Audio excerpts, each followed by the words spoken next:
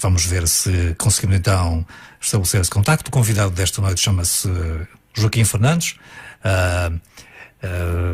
Vamos ver se conseguimos. Alô, professor? Sim, alô. Estamos, alô, viva. Cá estamos nós. Estamos a linha. Sim, senhor. Já te estamos há um bocadinho agora para confirmar.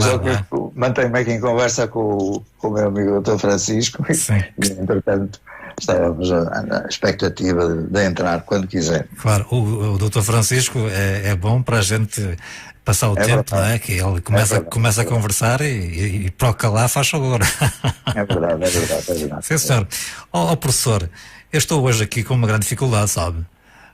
O senhor tinha um currículo daqueles de invejar a qualquer um, não é? Quer dizer, coloca-me assim numa posição bastante constrangedora. Mas está a falar do currículo reduzido ou do currículo ampliado? Não é isso.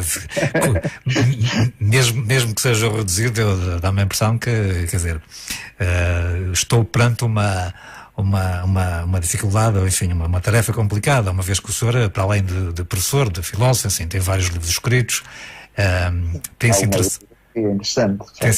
interessado pela questão também um pouco dos OVNIs, não é? Um pouco? Ou, enfim, sim. Ou muito, não é?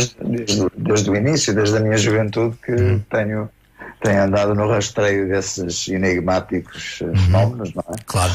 E pronto, e claro que as coisas vão evoluindo, os conhecimentos vão-se acumulando, a gente pega umas hipóteses, deita fora outras e assim sucessivamente, porque o conhecimento é progressivo e é dinâmico, não é?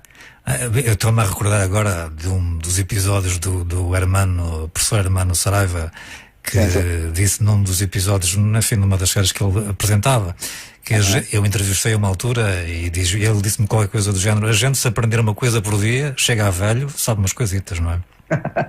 Sim, claro. Vai-se acumulando, como eu digo, mas há coisas que nós vamos também atirando um pouco pela janela porque já estão desusadas, já estão ultrapassadas e, portanto, o conhecimento renova-se, não é? Muito bem. Portanto, como eu disse, isto é progressivo e é dinâmico, não é? Assim, para começar, e relativamente aos OVNIs, o que é que o senhor, digamos, gostaria que acontecesse no futuro próximo, ou está, digamos, ou tem uma certa fé de que poderá acontecer algo, digamos, enfim, a curto prazo? Olha, agora utilizou aí uma palavra que, enfim, tenho alguma aversão, para não dizer alguma repugnância, que é a palavra fé. Eu não, enquanto historiador, se quiser ultrapassar a questão semântica, eu direi fé. Claro, é evidente. Alguma convicção, se calhar alguma perspectiva, isso, enfim, podemos equacionar as coisas. Era isso que eu me queria referir. Agora, eu não tenho que ter fé ou deixar de ter fé numa possível, enfim, chegada de alguns benévolos ou malévolos invasores ou visitantes, naturalmente com intenções que nos escapam em absoluto neste momento, não é? Mas, de facto, em relação ao termo OVNI, enfim, teremos que naturalmente lembrar a quem nos ouve que estamos perante um acrónimo, ou seja, um conjunto de iniciais que se referem apenas e tão só a objeto voador não identificado. O OVNI apenas significa isso, não significa nada mais em absoluto. Não significa necessariamente uma nave espacial. É evidente que não. Aliás, só quando tivermos esgotado todas as possibilidades de explicação racional dentro dos parâmetros do conhecimento humano acumulado até à data, porque naturalmente sabemos que existem centenas e centenas de estímulos e de explicações e de hipóteses que podem justificar e podem, digamos, ajudar a compreender muitas dessas manifestações, nós teremos que apertar cada vez mais a malha, não é? Digamos, um crivo de exigência metodológica, de análise, se possível também instrumental, para chegarmos então, ou não, a ter de facto um resíduo, é isso que me parece importante, de objetos voadores não identificados, ou fenómenos anómalos aeroespaciais não identificados, por usar um conceito um bocadinho mais exigente, que nos possam, digamos, apontar uma possibilidade de estarmos perante fenómenos não conhecidos, eventualmente de natureza não terrena ou não terrestre, não é? Portanto, enquanto não tivermos de facto uma prova cabal, digamos, inultrapassável, eventualmente, necessariamente, isso seria desejável, reprodutível até em termos laboratórios, de um determinado material que não existe neste momento na Terra, isso seria de facto, digamos, o NEC Plus Ultra, digamos, seria o grande salto qualitativo para, nos nossos dias, enfim, enquanto estamos por aqui, não é, tentarmos perceber de facto muitos desses fenómenos que evoluem na nossa atmosfera e, segundo, enfim, alguns detalhes mais convincentes, não só na nossa atmosfera, mas também no nosso solo, não é? Uhum. E, portanto, mas até agora, de facto, tem sido difícil chegar a um consenso, até porque sabemos que, infelizmente, boa parte da comunidade científica tem resistido com alguma relutância, para não dizer muita relutância, a uma intervenção, a uma participação na análise desses fenómenos. E, portanto, isto complica a vida a quem, enfim, aos núcleos académicos e de facto, enfim, às pessoas mais vocacionadas e até mais entusiasmadas relativamente a esse fenómeno, em chegar a conclusões de facto definitivas, não é? Uma vez que essa prova não existe, acha que há evidências?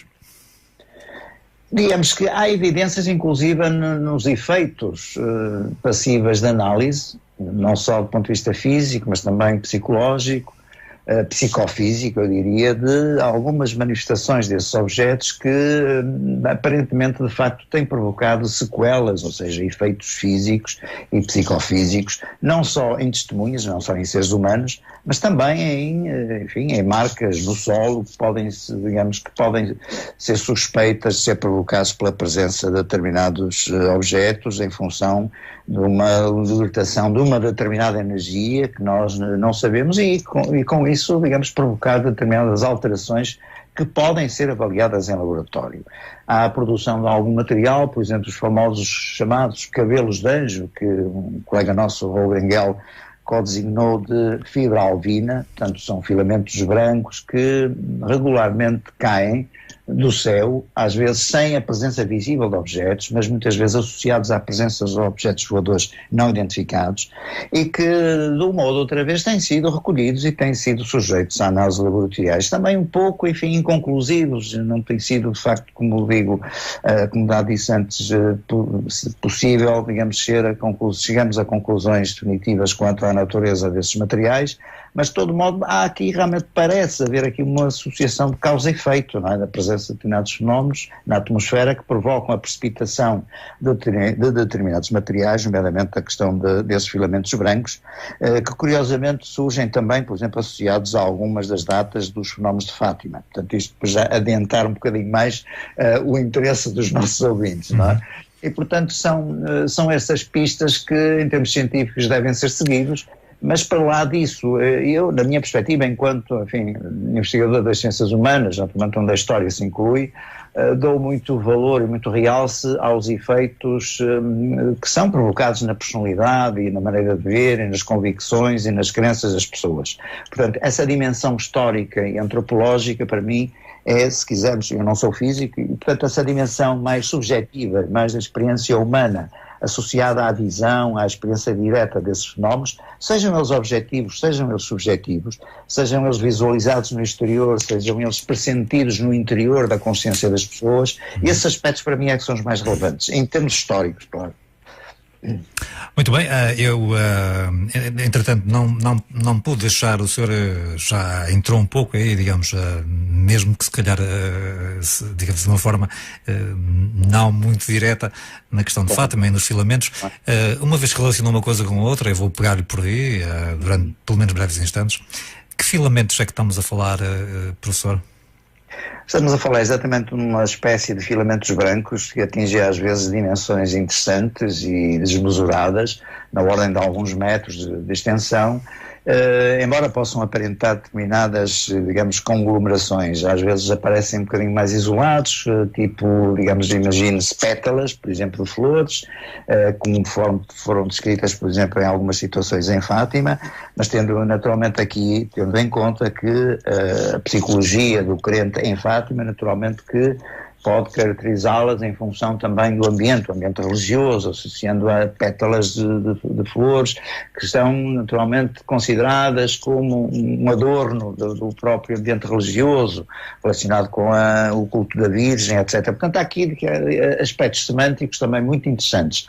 Mas no que concerne à materialidade desse fenómeno, sem dúvida nenhuma que ele se produz, e nós em Portugal temos um registro histórico de algumas dezenas de casos, registados desde os inícios do século XIX, por exemplo, que dão conta exatamente desses filamentos que muitas vezes têm sido associados à produção de teias de aranha. Portanto, teias de aranha que eventualmente nas grandes altitudes, fazendo os seus ninhos e as suas aglomerações, depois após, enfim, alterações de ventos e correntes aéreas, acabam por proporcionar a precipitação desses materiais. Portanto, há uma grande discussão também na variedade desse tipo de materiais, mas também isso que nos interessa em particular, de facto, esses filamentos brancos com características muito vincadas estão, de facto, como eu disse há pouco, associadas à passagem e à visualização de objetos materiais, objetos voadores no céu, relativamente em altitudes médias ou mais elevadas,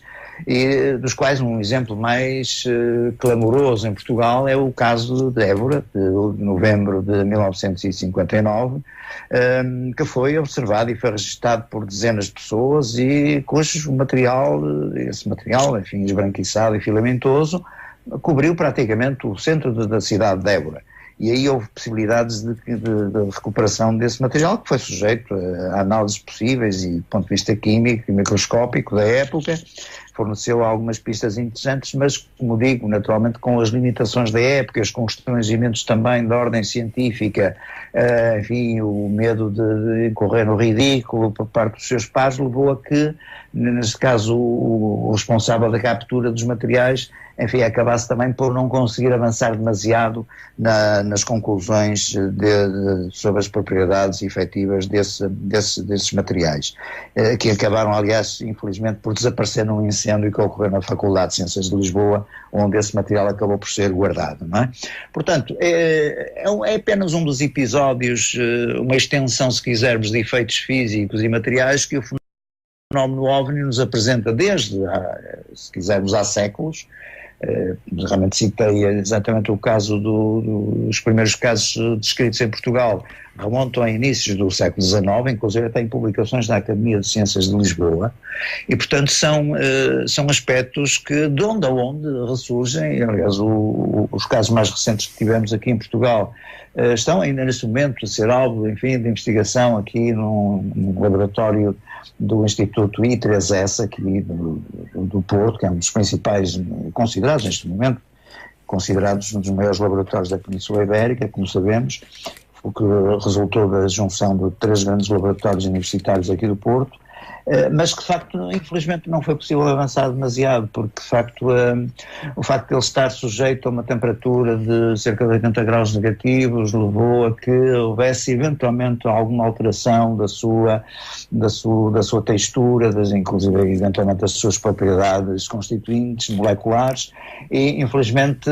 parece que realmente nos aparece sempre um muro que é impossível de superar, digamos, quando em quando temos a oportunidade de analisar uma substância deste tipo. Professor, já deve o colega, já vou chamar-lhe colega, o Francisco já deve ter explicado mais ou menos. Eu de vez em quando tenho que fazer aqui umas pausas para um brevíssimo bloco comercial.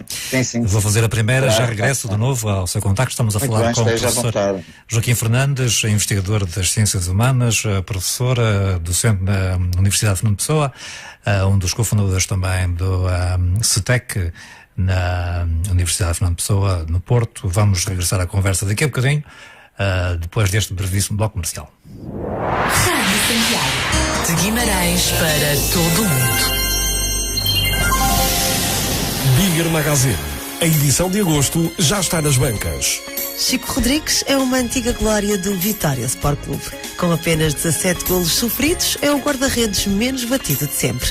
Aguiar Branco é o candidato à Assembleia Municipal pela coligação Juntos por Guimarães. O antigo Ministro da Defesa falou com a Bigger Magazine e afirma-se um homem da direita.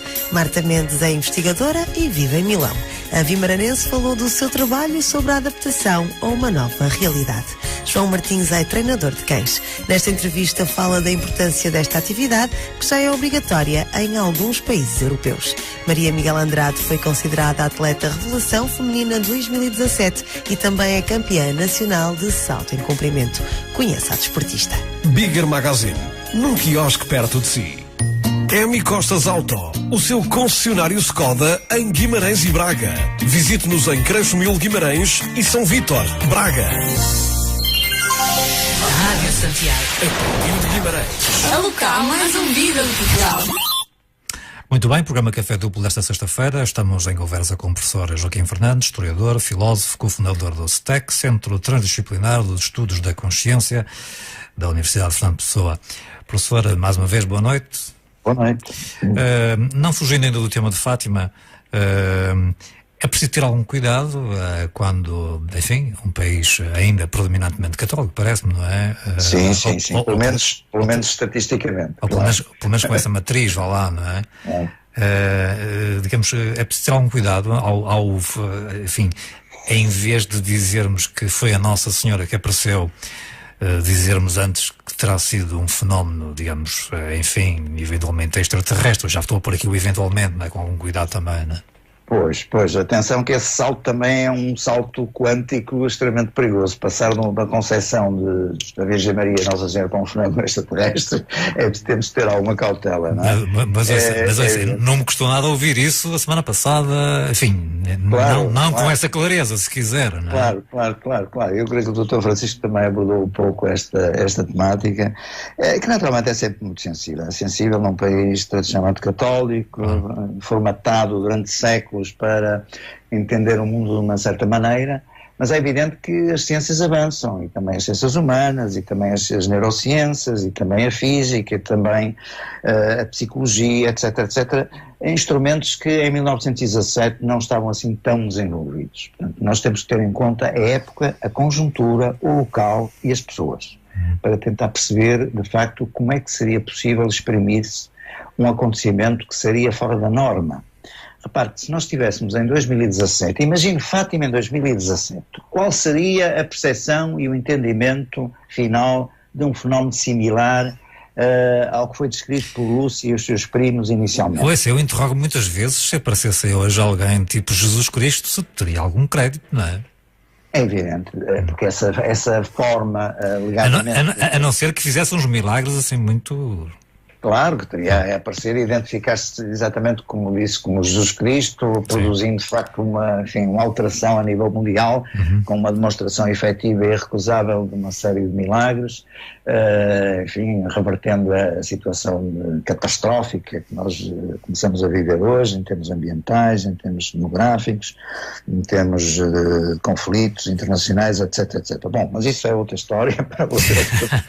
Claro. Bom, portanto, só a questão da interpretação de Fátima em termos daquilo que foi o início e o progressiva convicção por parte das autoridades religiosas, com base nas descrições dos três videntes, acaba por ser uma consequência exatamente da conjuntura mental, da conjuntura social, até da conjuntura política e ideológica da época, não é?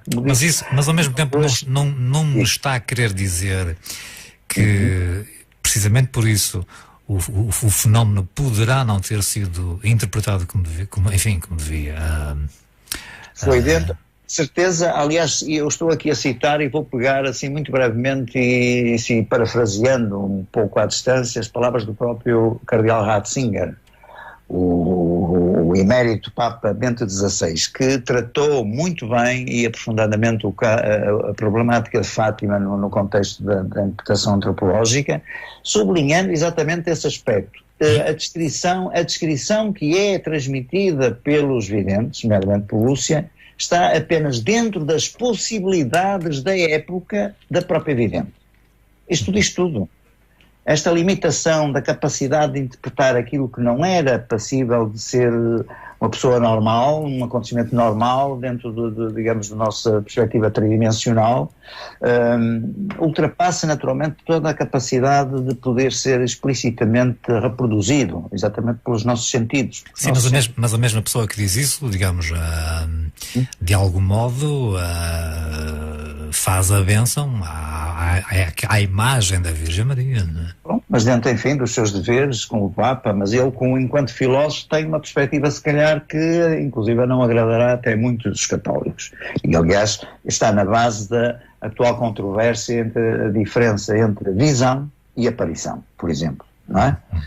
Em muitos setores católicos hoje, e até de nomes importantes, como o Dom Carlos Azevedo, o bispo que está neste momento em Roma, Frei Bento Domingos, o Padre Anselmo Borges, constitui aqui, por exemplo, um núcleo de personalidades que pensam que em Fátima não houve naturalmente uma descida em corpo e sangue e ossos, enfim, da Virgem com 2000 anos, não é? Sim. Mas houve apenas uma visão interior. É uma possibilidade, é uma alternativa à ideia da aparição que seria comum e visualizada pela multidão no seu todo. Ora, temos aqui umas experiências personalizadas, como que houvesse canais especiais e específicos de percepção, não é? Onde naturalmente a Lúcia é mais contemplada, porque ela aparentemente diz que vê, fala e visualiza a Senhora Luminosa. O Francisco apenas ouve, a Jacinta apenas vê, portanto há aqui características, é como se tivéssemos 3 canais distintos, em distintas frequências, a ver, a ouvir, a registrar de modos completamente diversos e personalizados. Entender a ideia? Portanto, em Fátima acontece exatamente isto. Portanto, não é de facto aquilo que formalmente se pode aceitar como uma aparição. A aparição pressupõe, imagino que será uma aparição de um objeto voador não identificado, suscetível de ser, como um objeto material, apreendido pelos sentidos, sem dúvidas, inequivocamente, sobre as formas totais da sua exterioridade, da sua materialidade, etc, etc.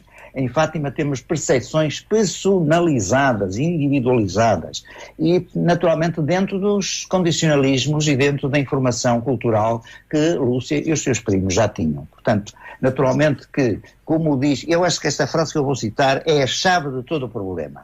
Nós temos um dos interrogatórios que recolhemos, enfim, dos vários inquéritos em Fátima, temos uma afirmação do António da Silva, que é tio da Jacinta Francisco, que diz, logo nos dias imediatos ao 13 de maio, quando havia grande discussão, e como sabemos dentro da própria família dos videntes havia muita oposição e muita controvérsia sobre aceitar ou não aceitar os depoimentos das crianças, o António da Silva pôs logo uma pedra definitiva em cima do assunto, dizendo, então os seus cachopos viram uma mulherzinha bonita, quem poderia ser senão Nossa Senhora? Aqui é a chave fundamental. Claro. Porque se fôssemos naturalmente em 2017 a percepcionar no Portugal rural profundo a visão de uma entidade luminosa, não é? Do mesmo género, se calhar hoje diriam, então se os cachopos viram uma mulherzinha bonita, quem seria senão um extraterrestre? Por exemplo. Ou a Madonna. Estamos a trabalhar, estamos a funcionar mentalmente em contextos culturais muito distintos, que à distância de 100 anos marcam toda a diferença. Em Fátima, o que aconteceu, a aparição ou a visão de uma entidade feminina, aliás, repare, em todos os questionários, em todos os 6 questionários que o Padre Manuel Marques faz no seu inquérito paroquial, logo após cada dia 13 de cada mês, nunca surge a menção à Virgem Maria. Nunca. Apenas no 13 de outubro surge uma observação que a Lúcia faz, que lhe parece ter ouvido que essa mulherzinha bonita lhe disse, façam aqui uma capela a Nossa Senhora do Rosário, que é exatamente essa a denominação que temos da Basílica de Fátima. É a Senhora do Rosário, como sabemos, não é? Mas de resto não há nenhuma identificação antecipada dessa mulherzinha quando se apresenta às crianças. Portanto, tudo aquilo que surge após 1917 é um construto cultural, é o que nós dizemos, uma construção cultural que parte de um mito em progresso, aliás, parte originalmente daquilo que nós dizemos antropologicamente de um rumor, porque, repare, em julho em julho e agosto, os jornais regionais já diziam que era Nossa Senhora que aparecia em Fátima.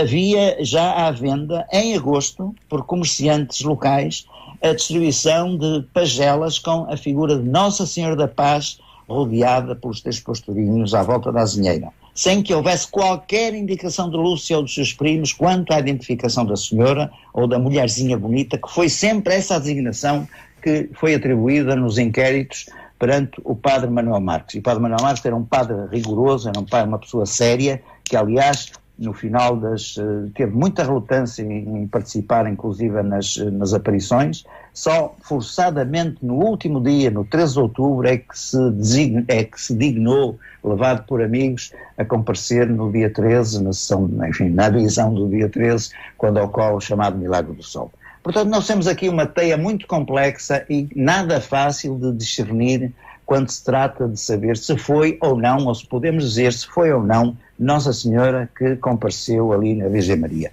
Portanto, temos realmente uma construção cultural marcada pela conjuntura, marcada pela informação cultural que as crianças tinham e marcadas posteriormente depois por toda a evolução de um processo que foi conduzido pelos sacerdotes, pelas figuras da Igreja Católica e aqui naturalmente com uma figura a destacar que vai ser a partir de 1922 o cônego Manuel Formigão.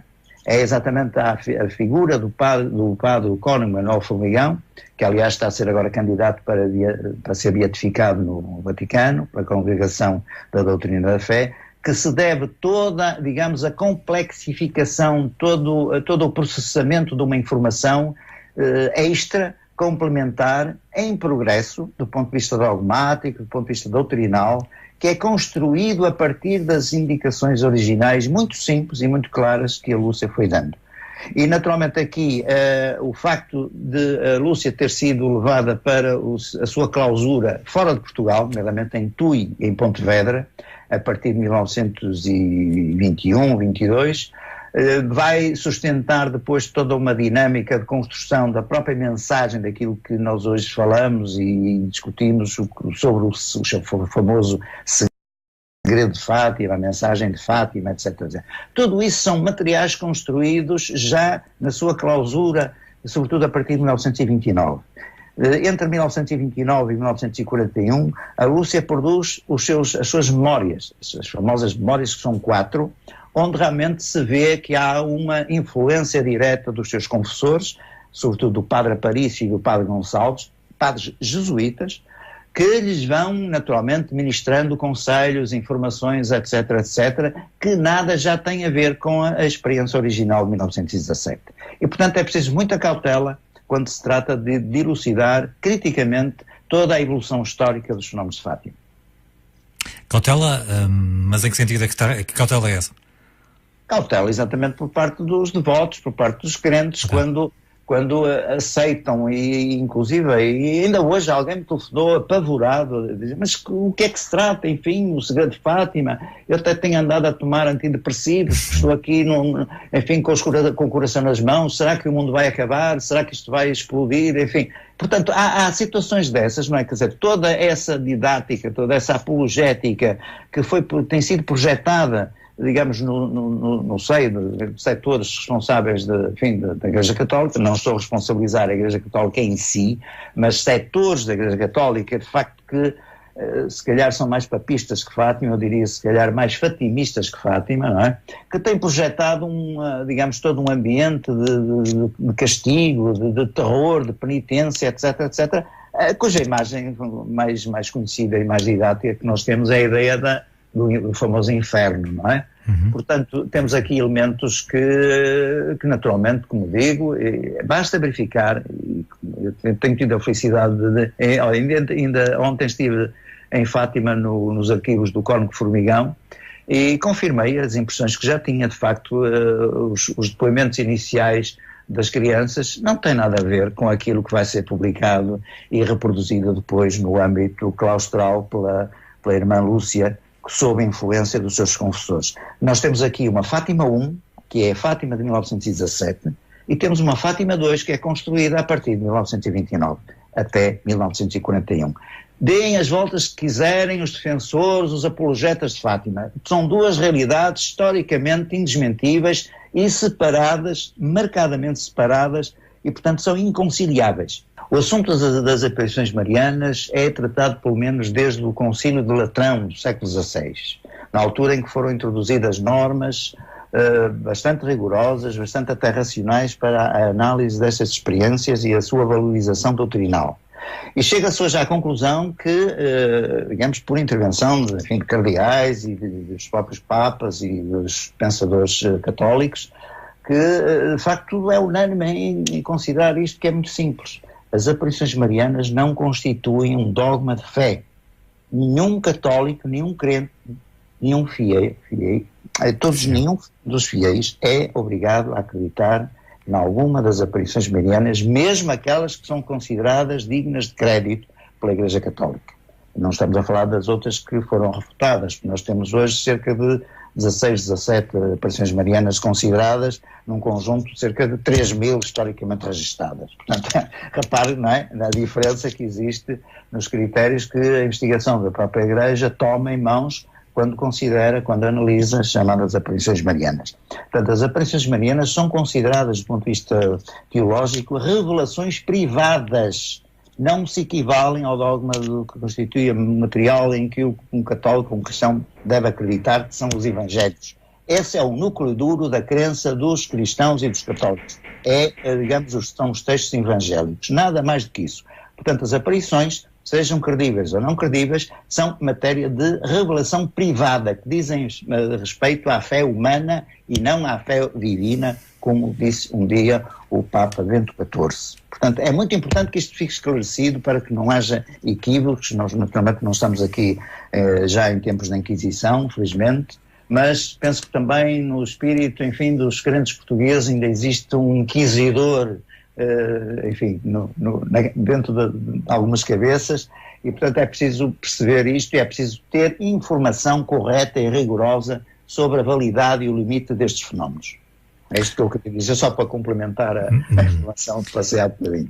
Claro, entretanto o senhor é muito requisitado para este assunto, precisamente de Fátima, não é? E acha que, e falando um pouco da presença em Portugal do realizador Elie Marzulli, que ele, digamos, a abordagem que ele faz à questão vai em que sentido já agora?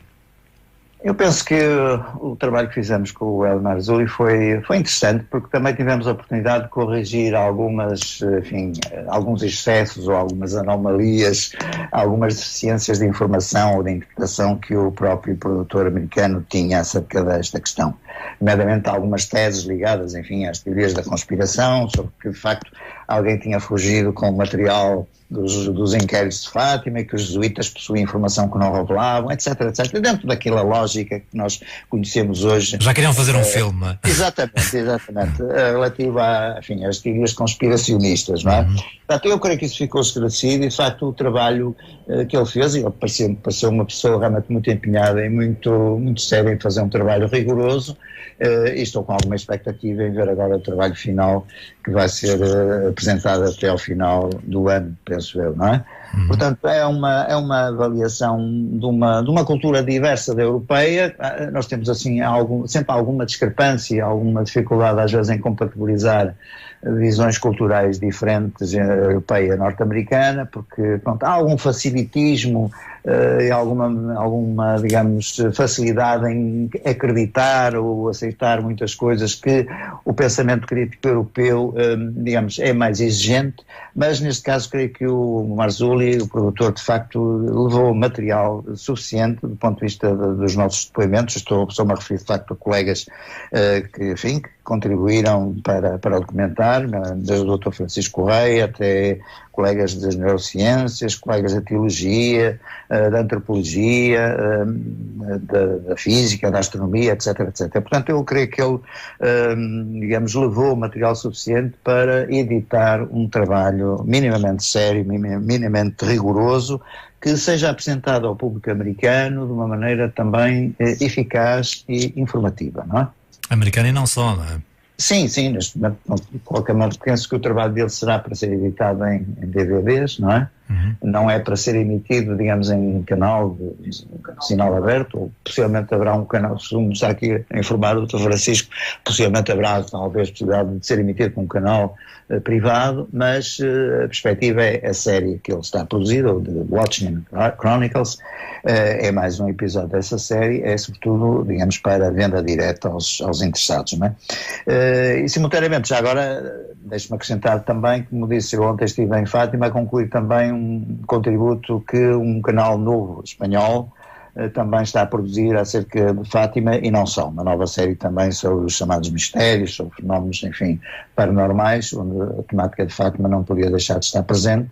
E, como disse há bocadinho, tive a grata oportunidade de estar exatamente no interior dos famosos arquivos do Cónigo Formigão, compulsando as informações originais, os inquéritos originais feitos aos videntes, o que é naturalmente uma sensação muito interessante e, digamos, estimulante para qualquer historiador. Esse material que foi recolhido lá nestes 2 dias é para ser emitido, esse sim, canal de televisão em Espanha, com um canal novo que se chama Canal Zero, que penso eu que será emitido depois em dezembro. Portanto, é mais digamos, uma demonstração, digamos, do interesse que neste momento até é superior aos canais portugueses neste momento sobre a problemática de Fátima. Infelizmente não foi dado o tratamento adequado e devido que deveria ter sido pelos canais, inclusive pela televisão pública, que é uma crítica que eu não posso deixar de fazer, é que o facto que a televisão pública exibiu-se e inibiu-se no tratamento aberto e pluralista da temática de Fátima. Enfim, houve aquela celebração na recepção ao Papa Francisco, o programa da Fátima Campos Ferreira, mas uma coisa completamente caricatural, que nada teve de troca de ideias ou de informações. Mas felizmente temos, por exemplo, o exemplo, já agora, deixem-me passar a informação do Porto Canal, uma iniciativa que foi proposta por mim, uma série de conversas do centenário, que temos vindo a apresentar por volta do dia 13 de cada mês, desde maio até outubro, onde de facto, enfim, colegas que convidei, são 12 convidados, vamos ter a oportunidade de expor as diferentes facetas e as diferentes perspectivas que o fenómeno de Fátima, muito complexo, como disse, do ponto de vista humano e não só, coloca. Portanto, felizmente temos um canal privado, neste caso, embora em sinal naturalmente disponível para quem quiser, o Porto Canal, que neste caso está a prestar um verdadeiro serviço público, substituindo exatamente à televisão pública. E fica esta nota que me parece importante. Não é? Eu peço desculpa, mas eu não sei se percebi em que horários ou em que dia que essas coisas passam no Porto Canal. O Porto Canal é sempre à segunda-feira mais próxima do dia 13.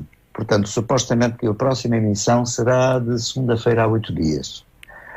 Mas depois é uma questão de consultar a programação do canal. Portanto, não há de facto uma formatação da emissão para o dia 13 cada mês, porque o dia 13 vai flutuando em função dos dias, como é óbvio. Claro. Mas a ideia é que é uma segunda-feira, isso é ponto assente, que já fizemos 3 emissões às segundas-feiras, portanto a segunda-feira mais próxima do dia 13, que eu suponho que será de segunda-feira a 8 dias, não é?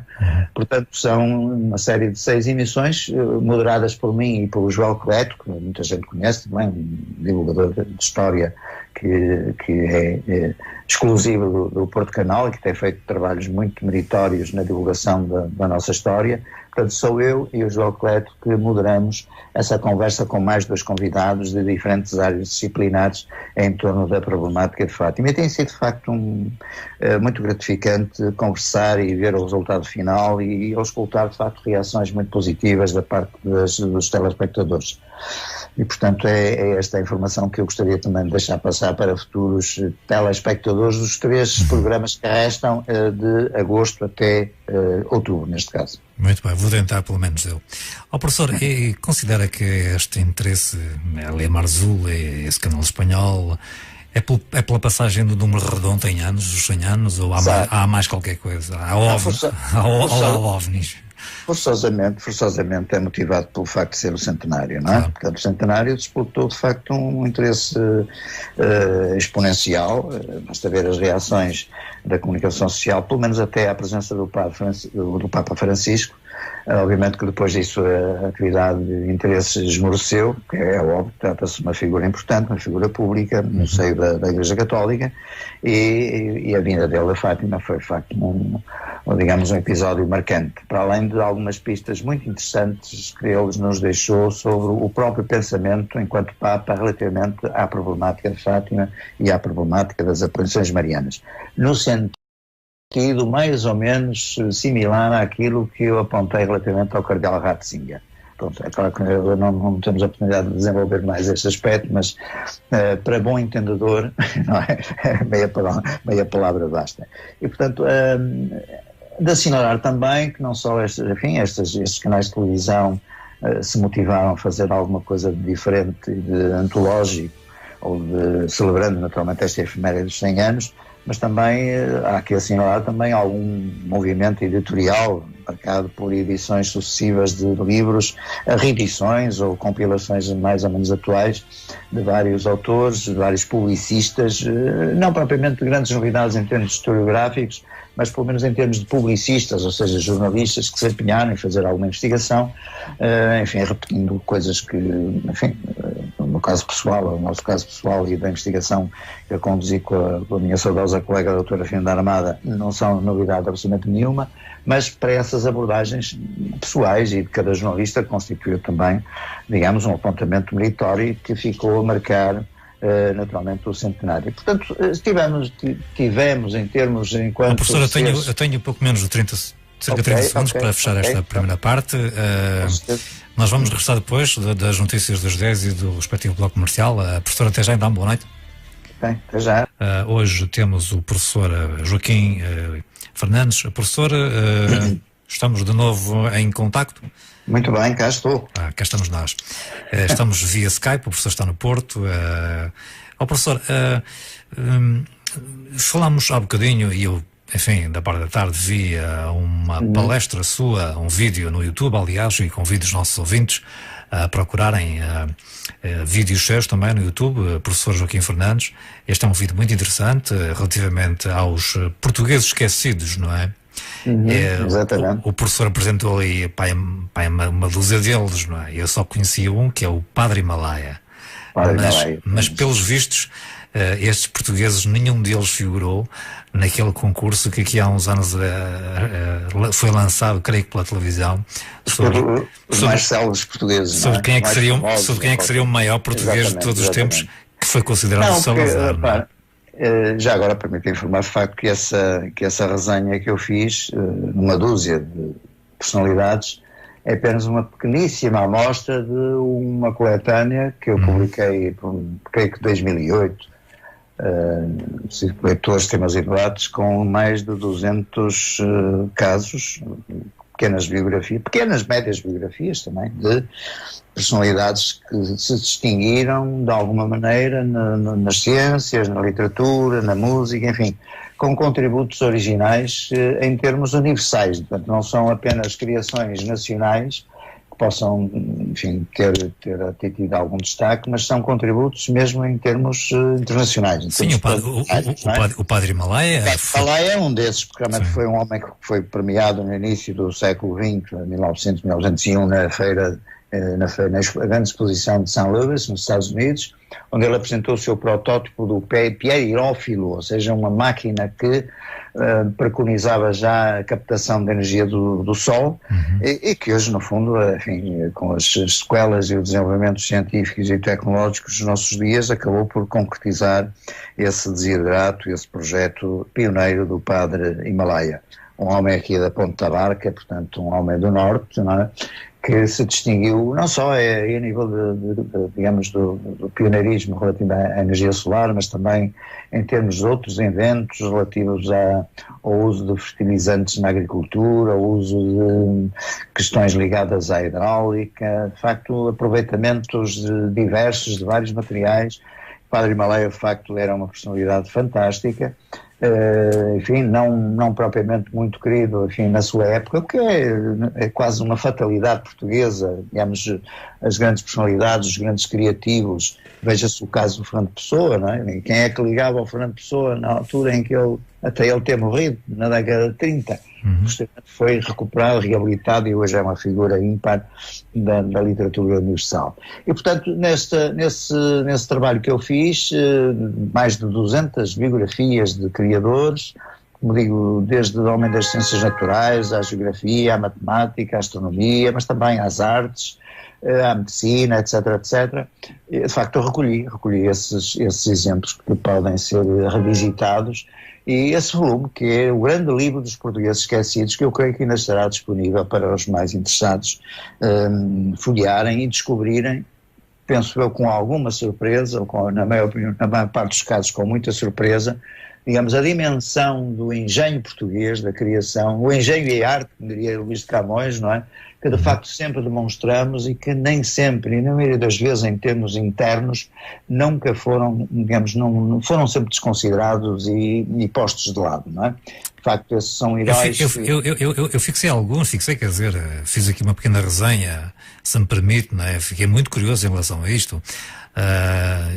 António Luís ter-se antecipado, enfim, de algum modo, a Isaac Newton na atração universal, não é? Só para citar criadores que estão associados de alguma maneira ao pensamento ou à especulação nas áreas da astronomia e do conhecimento do cosmos, por exemplo, basta-nos citar 3 ou 4 nomes. O caso de António Luís, que citou muito bem, é logo o primeiro, porque é um homem do Renascimento português, do século XVI, que no seu tratado sobre a propriedade dos corpos, escrito naturalmente em latim, avança desde logo com a ideia da gravitação universal. Muito antes, mais de 160 anos antes do Isaac Newton. Portanto, em termos muito abstratos, em termos de um conceito, uma expressão muito, digamos, muito sintética, mas está lá claramente a ideia que tudo depende de tudo, se organiza em função do todo. Portanto, há aqui a atração da ideia dos corpos, do equilíbrio entre si, que no fundo é isto que nós vemos e sentimos no nosso sistema solar, por exemplo, só para reduzirmos a nossa escala digamos, mais próxima, que é o sistema solar, o Sol e os nossos planetas. Portanto, esse equilíbrio, essa atração, essa sustentação recíproca entre os planetas e o próprio Sol. António Luís, um português médico, curiosamente, não é? Um grande gabarito e naturalmente escrevia em latim, como disse, já tinha avançado esse conceito muito antes de Isaac Newton. Mas, professor, o senhor é um historiador também, não é? Há o António de Andrade, eu fixei alguns, o Bento de Portugal. Descobre o Tibete, o primeiro europeu no Tibete. Sim, exatamente. Professor, eu não posso deixar, digamos, de aproveitar a sua presença aqui, digamos, no programa. Porquê que estes nomes e outros, o senhor fala em cerca de 200, não é? Porquê que nós não aprendemos isto na escola? Olha, deixe-me dizer já que 250 impressos nesse volume de 2008, mas se calhar outros tantos que eu ainda tenho acumulados e que não tive a oportunidade de publicar. Porquê que toda esta gente que tem feitos, digamos, consideráveis, não é? O senhor compara-os ao Isaac Newton, entre outros. Porquê que esta gente não figura nos livros de história? Pois, exatamente, é uma boa pergunta que poderia ser colocada e deve ser colocada às nossas entidades responsáveis a nível do Ministério da Educação, por exemplo. Porque é que estas vidas, estas personalidades, estes exemplos não são ensinados? Esta investigação toda? Ensinados na escola. Porquê? Porque é que não são? Mas eu pergunto-lhe assim como historiador, não é? Eu estou a fazer exatamente a mesma pergunta para mim porque não tenho respostas. Não lhes sei explicar racionalmente o porquê desta ignorância, a não ser que seja pura ignorância, desconhecimento total do nosso passado e da riqueza criativa dos nossos passados. E outra coisa que me admira é o senhor ter conseguido editar um livro com este assunto. Exatamente, infelizmente, pronto, houve um editor, neste caso até uma editora, a doutora Guilhermina Gomes, na altura do Círculo de Leitores, que teve o rasgado bom senso e sageza, como se diz, de saber aproveitar este material. E como digo, há muitos outros tantas personalidades que estão ainda por divulgar e que na altura, em cada época que viveram, foram razoavelmente menosprezados, quando muitas vezes, no caso, por exemplo, dos judeus, ou da ascendência judaica, foram muitas vezes expulsos e foram, digamos, deixados ao desdará, e alguns deles por necessária e consequente vingança, entre aspas, já não quiseram regressar a Portugal, por exemplo, quando mortos, não quiseram sequer ter campa em Portugal, porque acharam que, de certo modo, foram desprezados a tal ponto que eles próprios acharam que, de facto, Portugal não os merecia. E eu acho que, de facto, eles tiveram toda a razão em não querer regressar a Portugal, porque temos sido muito duros e muito injustos para muitas mentes brilhantes enfim, sublinhando uma expressão muito conhecida, não é? Que fomos produzindo, sobretudo desde o século XV, não é? Século XVI e por aí fora, e como digo, com algumas expressões completamente originais, e como há bocadinho falamos nas questões da astronomia e do cosmos, para além de António Luís, permito-me citar, por exemplo, o grande padre António Vieira, que para além de pregador, chamado imperador da língua portuguesa, como se conhece, não é? Como é divulgado, foi também um homem que refletiu muito sobre os cometas, por exemplo. E não só do ponto de vista, digamos, dos aspectos proféticos, da astrologia que ele cultivava em termos até políticos, na justificação, por exemplo, da chegada ao trono de Dom João IV, quando da restauração portuguesa, mas também enquanto, digamos, anotador de singularidades astronómicas, como era a passagem de alguns cometas, dos quais ficamos devedores a ele, António Vieira, como único anotador de passagens de cometas que em mais sítio nenhum do mundo foi registado, por exemplo. O caso do cometa da Bahia é, de facto, no século XVII, é o único registro que temos da passagem desse cometa importante, em 1622, devido à pena de António Vieira. Portanto, um homem que desconfiava da mentira azul do céu, esta caracterização da ideia que, de facto, que o que vemos o azul que nós vemos no céu é uma mentira, porque o céu em si não é azul, não é? É em função exatamente da refração dos gases que constituem, na sua maioria, a nossa atmosfera, em função depois, naturalmente, da interseção dos raios solares, e ele, de facto, já nessa altura, no século XVII, tinha a percepção que a cor do céu não era de facto azul, era uma ilusão, como sabemos, não é? Isso depois foi explicado teoricamente só praticamente no século XIX, com o Lindlar, que de facto, pronto, em termos de composição química dos gases, etc., explicou tudo isso. Depois deixe-me só apontar mais um outro exemplo, que é um exemplo também interessantíssimo, que é a própria Marquesa da Lorna, a poetisa Leonor de Almeida, que era uma apaixonada pelo céu, pelo firmamento, etc., e que foi a primeira escritora, eu diria pensadora, escritora, que avançou a ideia da reencarnação das almas, portanto a ideia reencarnacionista, quando as pessoas morrem, as almas reencarnam num novo ser, etc., etc., ou a transmigração das almas, como ela supunha, não só em termos de passagem de corpo para corpo no planeta Terra, mas supunha ela transmigrando de estrela em estrela.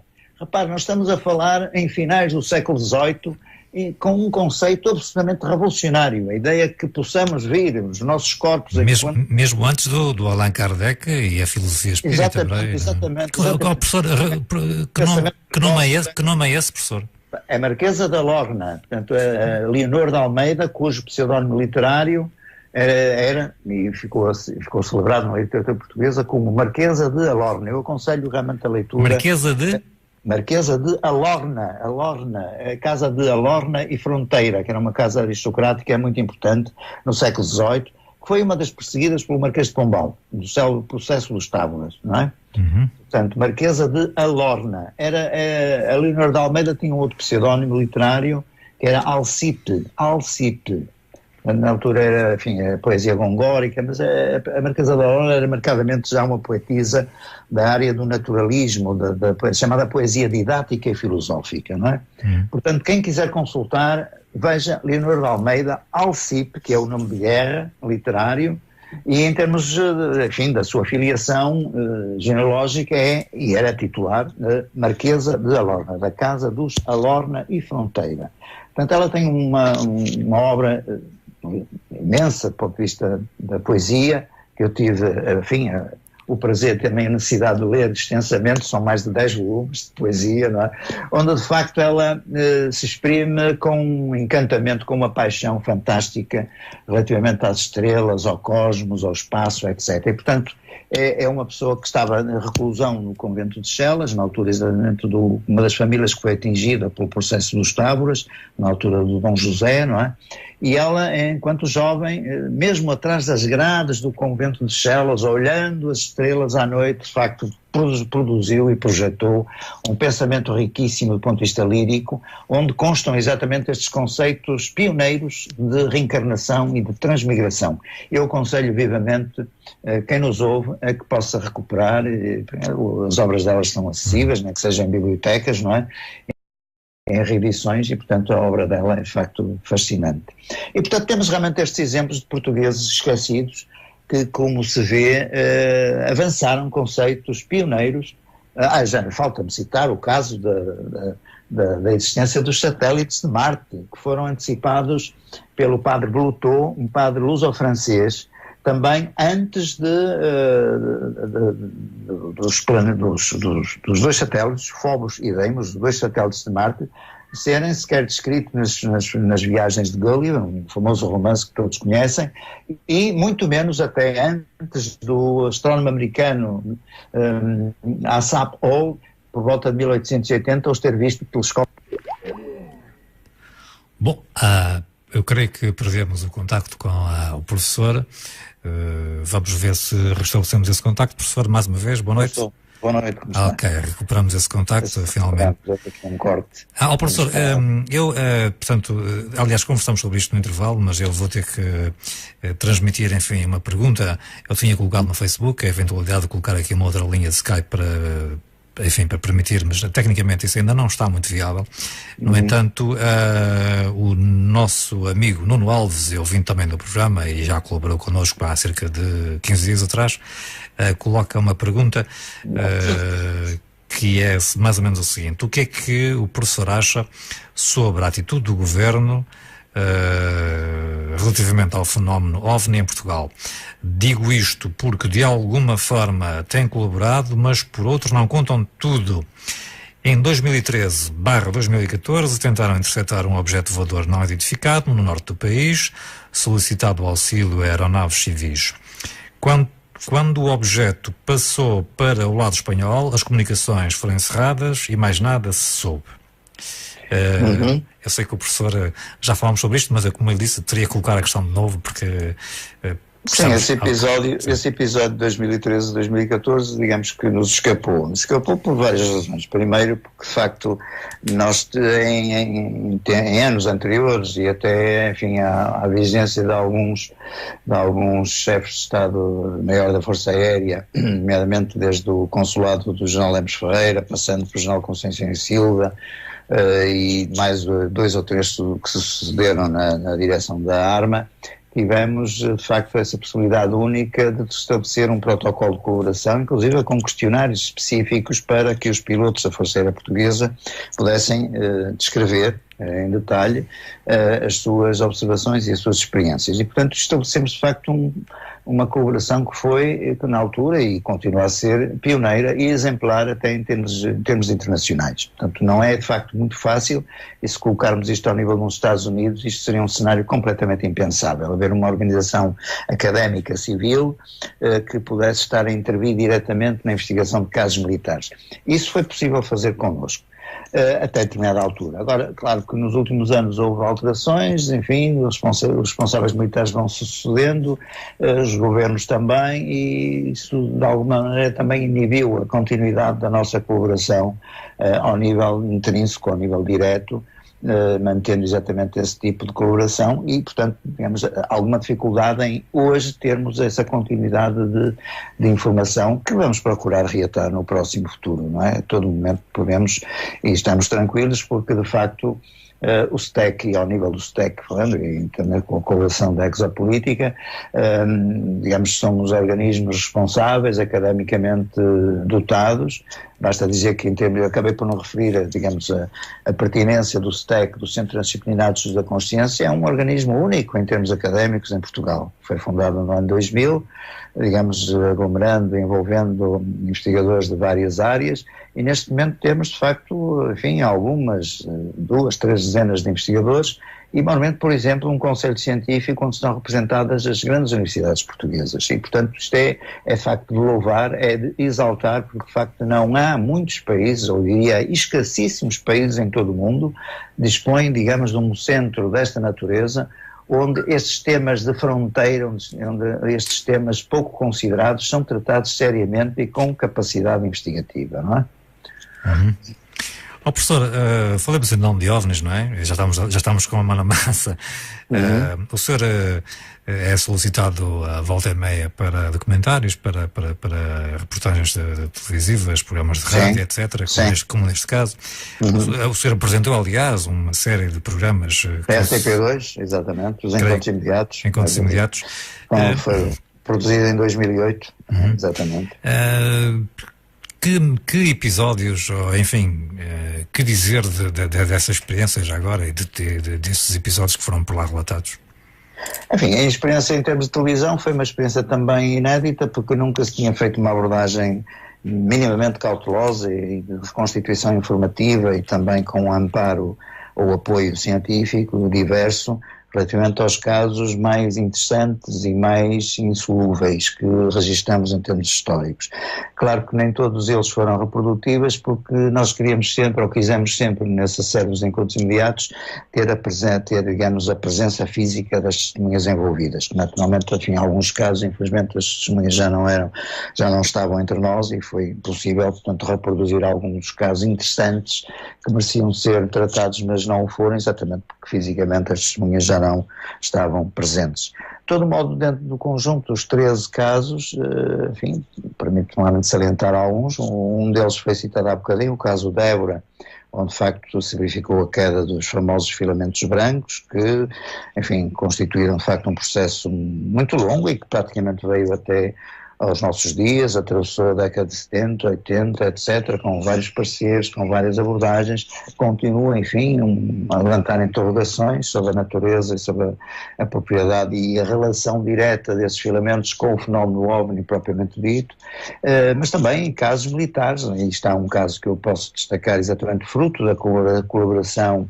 do STEC e de organismos que precederam o STEC com a Força Aérea Portuguesa, que é o caso da OTA de 1982, protagonizado por 3 pilotos da Força Aérea em pleno dia, 11 da manhã, um dia brilhante, em que de facto um objeto metálico foi seguido durante 15, 20 minutos por 2 aparelhos em voo de treino na zona da base da OTA e, portanto, permitiram de facto uma observação muito cuidada e muito detalhada do comportamento desse mesmo objeto, que saía completamente das normas da aerodinâmica conhecida e das características de voo conhecidas, enfim, à época. Naturalmente podemos estar agora a especular, mas poderia ser um drone, pois nessa altura penso que ainda não estávamos na época dos drones. Poderia haver naturalmente alguns testes experimentais de alguns veículos militares, mas pelo menos os pilotos portugueses que tiveram, digamos, a oportunidade de acompanhar o comportamento desse objeto assinalaram características de aceleração brutais na ordem, enfim, da passagem das poucas dezenas de quilómetros para cerca de 2.000 quilómetros horários e ascensões na vertical de centenas de metros e, portanto, digamos, colocaram-nos aqui um caso completamente irredutível. Eu diria que é dos poucos casos a 100%, pelo menos ao nível dos conhecimentos que nós dispomos hoje, de um caso que podemos de facto caracterizá-lo como verdadeiramente de objeto voador não identificado. Agora, qual a sua procedência, a sua fonte imediata ou mediata, as suas intenções, etc., isso naturalmente que nos escapa em absoluto. Portanto, de facto, temos aqui, enfim, para citar de memória, algumas das situações que foram reconstituídas nesse projeto pioneiro que passou na RTP2, com generalidade de aplauso e de reconhecimento por parte das pessoas que podem, enfim, ainda hoje naturalmente revisitá-lo, quem o quiser, através das cópias que existem no YouTube, não é? Penso eu, e portanto verificar de facto o trabalho que foi feito na altura. Poderia ser melhor, poderia ser pior, enfim, foi feito com as condições da época. Se calhar hoje poderíamos fazê-lo de maneira diferente, mas penso que se tratou de um trabalho honesto, minimamente rigoroso, com um projeto de desenho, ou se quisermos, de um quadro de reconstituição dos principais casos portugueses que ocorreram e que foram conhecidos entre nós e foram tratados entre nós, não é? Eu não posso deixar de referir, enfim, de alguns desses episódios e mesmo de reportagens que se fazem, a questão das abduções, enfim, os raptos que as pessoas dizem envolvidas. O que é que o professor diz destes casos? E acha que, de algum modo, eles podem estar relacionados, por exemplo, ocorreu-me com o desaparecimento de pessoas, particularmente crianças? Olha, relativamente à questão das abduções, é uma questão realmente muito sensível. Aliás, um dos episódios dos encontros imediatos trata exatamente de um caso que se aproxima, enfim, dentro dessas características. Estamos a aplicar aqui, de algum modo, um certo jargão, professores. Quando falamos em abdução, numa abdução, num rapto, estamos a falar, as pessoas relatam, assim, em curtas palavras, relatam exatamente o quê? De um modo geral. A abdução, no sentido, enfim, do léxico e do conceito, significa sequestro, rapto, não é? Uma perda de noção do espaço e do tempo, conscientemente, a pessoas que, de facto, não conseguem reproduzir onde estiveram durante, por exemplo, alguns minutos, ou mesmo, enfim, algumas horas, quer que seja, nem em que circunstâncias o fizeram. Portanto, há, digamos, uma perda da noção do espaço e do tempo no plano consciente. De facto, alguns dos episódios, alguns dos estereótipos mais conhecidos dessas situações ocorrem singularmente com o sexo feminino, portanto com mulheres, provavelmente até dentro de um quadro de meia-idade. Enfim, há alguma caracterização nesse sentido, o que não é de todo, enfim, justificativo e não pretende sequer, digamos, fazer uma representação total do fenómeno, mas digamos que os casos mais interessantes, até também, se quisermos, até os mais dramáticos, com implicações físicas notórias, de facto, são interpretadas por mulheres, que me parece, de facto, são, digamos, alvo de qualquer atenção, de qualquer cuidado por parte de uma fonte exterior que provavelmente estará, ou que supostamente estará implicada nesses supostos raptos e sequestros, com intenções provavelmente e supostamente científicas, mas que não são feitas com o conhecimento ou com a concordância das vítimas. E podemos usar aqui, naturalmente, o epíteto de vítimas, porque elas são incomodadas, são interceptadas na sua vida normal, na sua vida corrente, e, portanto, há uma alteração do seu modus vivendi, não é? Por supostas criaturas que intervêm em situações as mais inesperadas possíveis, seja em pleno dia, seja durante a noite, etc. Para eu e para os ouvintes tentarmos perceber, as pessoas são raptadas fisicamente ou há, digamos, um rapto? Pois aí é tal dificuldade. Aparentemente poderá não ser, de facto, uma modificação ou um sequestro onde há uma deslocação física no espaço, neste caso, mas aparentemente uma alteração, digamos, da situação da própria consciência, uma intrusão de qualquer coisa na consciência da vítima. Eu coloco vítima naturalmente entre aspas, porque na maior parte dos casos são situações involuntárias, as pessoas de um momento para o outro são colocadas em ambientes completamente alheios, pelo menos em termos da sua consciência, não estou a dizer em termos da realidade tridimensional. Portanto, como digo, de facto, provavelmente essas situações ocorrem noutro campo da consciência, noutra situação dimensional que propriamente, sei lá, o nosso quarto de dormir, ou a nossa sala de estar, ou o exterior físico que nós conhecemos, da nossa rua, da nossa praça, onde convivemos profissionalmente ou familiarmente, mas de facto provocam, e isso é o aspecto mais importante, sequelas físicas e sobretudo psicológicas muito importantes e muito notórias. Têm que ser habilidosamente e rigorosamente tratadas por terapeutas, por psicoterapêuticas competentes. Essas pessoas não podem ser entregues a curiosos, por isso o perigo, e desde já advirto situações e pessoas, inclusive que nos possam estar a ouvir e que possam eventualmente pensar, eu já passei numa situação, uma experiência que me parece próxima do sequestro ou da abdução. A cautela que eu daqui lanço é que cuidado com as pessoas, com os eventuais terapeutas e interessados em explorar essa dimensão da experiência humana, que é de algum modo perigosa e que pode acarretar sequelas psicológicas e não só, consequências drásticas no plano do equilíbrio da vida pessoal e familiar de cada um. Portanto, são aspectos muito sensíveis que a ciência ainda desconhece, digamos, conhecerá apenas a ponta do iceberg. Portanto, será 90% de desconhecimento total de como se processam, ou como, de que modo e com que intenções e em que plano é que essas experiências ocorrem. Provavelmente ocorrerão fora da nossa noção de tridimensional, enfim, do mundo real, das nossas coordenadas físicas, e por isso terão uma dimensão de consciência muito importante que podem afetar o equilíbrio das pessoas.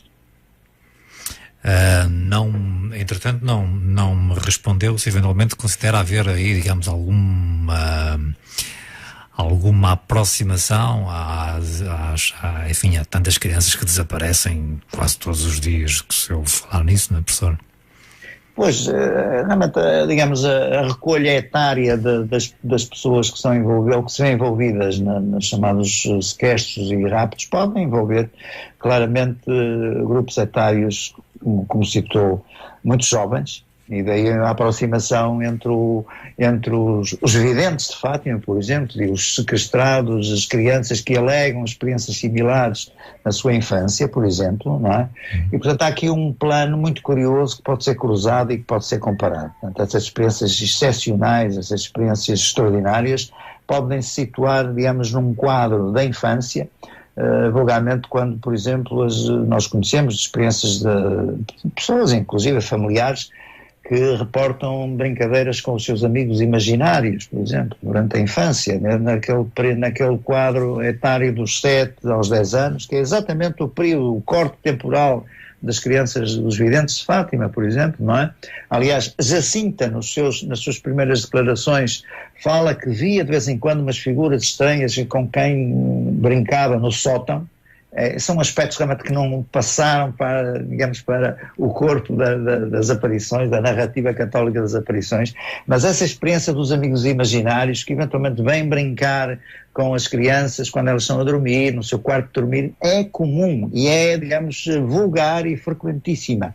E pode, digamos, ser compatibilizada com esse tipo de experiências que as crianças depois, posteriormente, até nessa altura não evocam, mas posteriormente, quando mais crescidas, quando mais adolescentes ou mesmo adultas, vêm a reproduzir e vêm a lembrar-se. Portanto, há, digamos, aqui quase que uma espécie de apagamento voluntário ou involuntário do seu próprio consciente sobre essas experiências da infância, que são depois ressuscitadas, são depois recuperadas na fase adulta, e que são muito similares a esta intrusão de seres aparentemente com maléficas intenções, ou pelo menos não muito bem declaradas intenções, já numa fase tardia, exatamente do quadro, enfim, das mulheres maturas, por exemplo, que eu há bocadinho citei.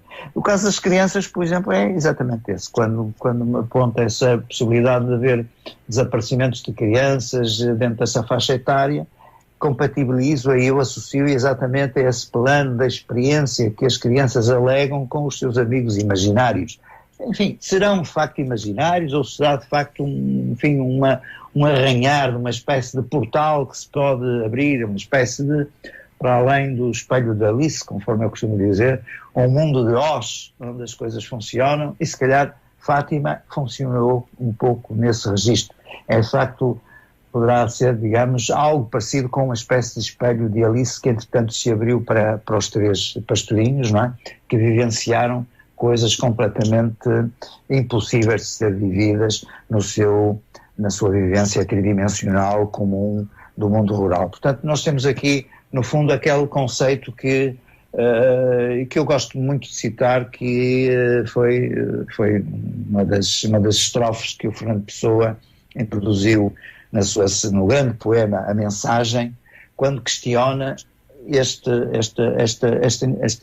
facto possível, e este cenário possível. Haverá rasgões no espaço que deem para o outro lado? Fátima pode ser um portal desse que dê de facto para o outro lado. E no fundo, realmente, aqui acabamos por fazer esta ligação entre as crianças, entre as vivências infantis, entre os amigos imaginários e essas vivências que são interpretadas no plano possível e limitado, naturalmente, do religioso, dentro das condições de cada época. Naturalmente que hoje são vivenciados como experiências de sequestro, de raptos por entidades extraterrestres, ou interpretadas como tal, mas no fundo... Mas eu estava, quando referi às crianças, estava a referir, professor, às crianças que desaparecem e nunca mais ninguém as vê, não é?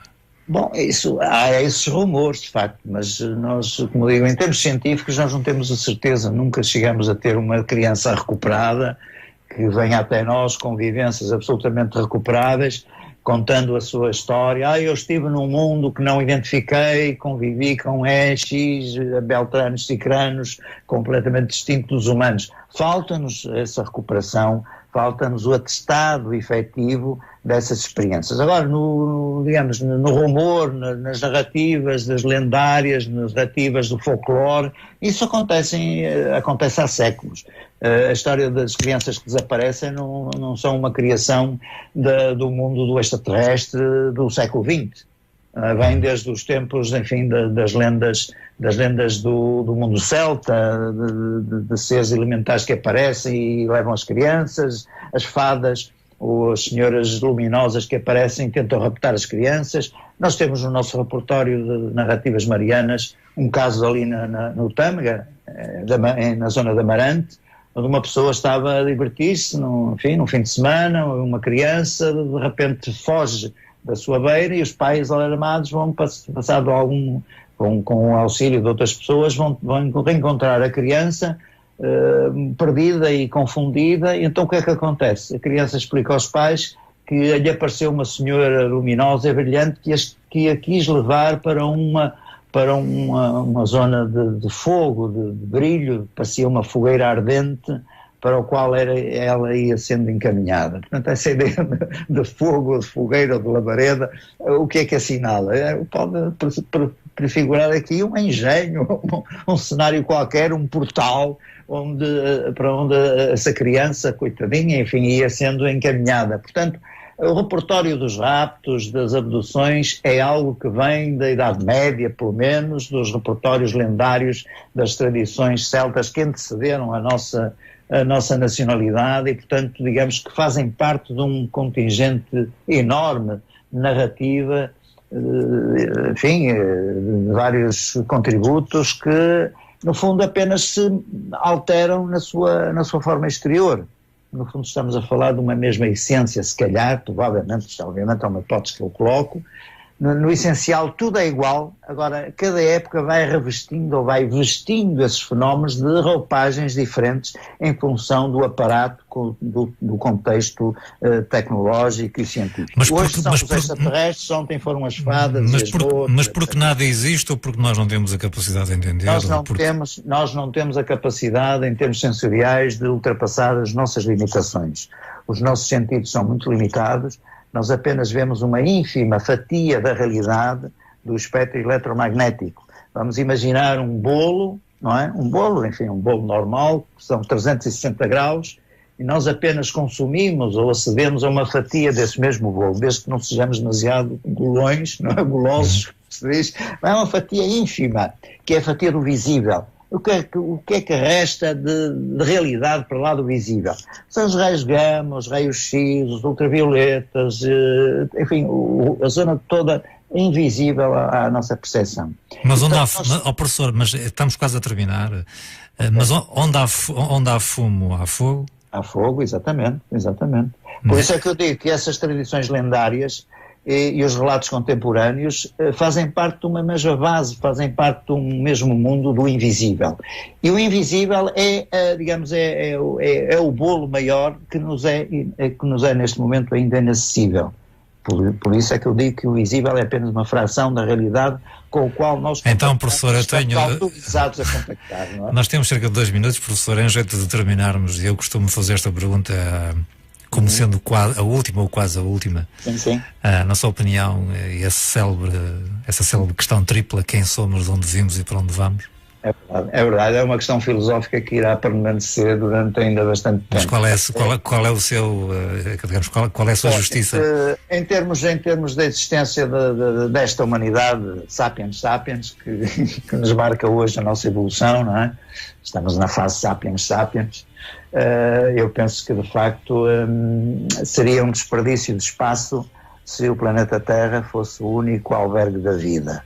Vida sobre outra qualquer formulação que não apenas esta fórmula que nós temos de uma cabeça, 2 braços, 2 pernas, uma consciência ou mais consciência, menos consciência, mais cérebro, menos cérebro, e portanto o resto do espaço albergará ou será digamos, um contínuo de vida onde viverem diferentes formulações orgânicas, morfológicas, inteligência, não propriamente com base no carbono, mas se calhar em outros elementos que nós, para além dos elementos, dos 100 e muitos elementos que nós conhecemos da química, mas se calhar outros elementos que nós desconhecemos em absoluto, com certeza terão formatado possíveis civilizações muito mais antigas do que a nossa, com milhares e milhares de anos mais de maior vivência do que a nossa, portanto o que nos permite dizer ou supor que a nossa humanidade está apenas a esgravatar o início da sua evolução, está no início da sua caminhada, provavelmente irá encontrar um dia outras inteligências com quem procurará naturalmente entabular uma relação, que naturalmente será um bocadinho difícil, exatamente porque em termos ontológicos, e vamos usar este termo filosófico, serão categorias muito diferenciadas, entre as quais a comunicação direta será extremamente difícil, mas enfim, preservaremos nesse esforço para tentar encontrar o chamado o outro, para que de facto confirmemos que não estamos sós. Professor, foi um prazer tê-lo connosco. Eu tenho cerca de um minuto para terminar. Quero agradecer a sua participação e a sua disponibilidade de imediato quando formulei o convite. Muito obrigado. Deixe-me também lembrar aos nossos ouvintes para procurarem informações sobre o professor Joaquim Fernandes. Basta ir ao Google, Joaquim Fernandes, professor Joaquim Fernandes, há os livros, há vídeos no YouTube.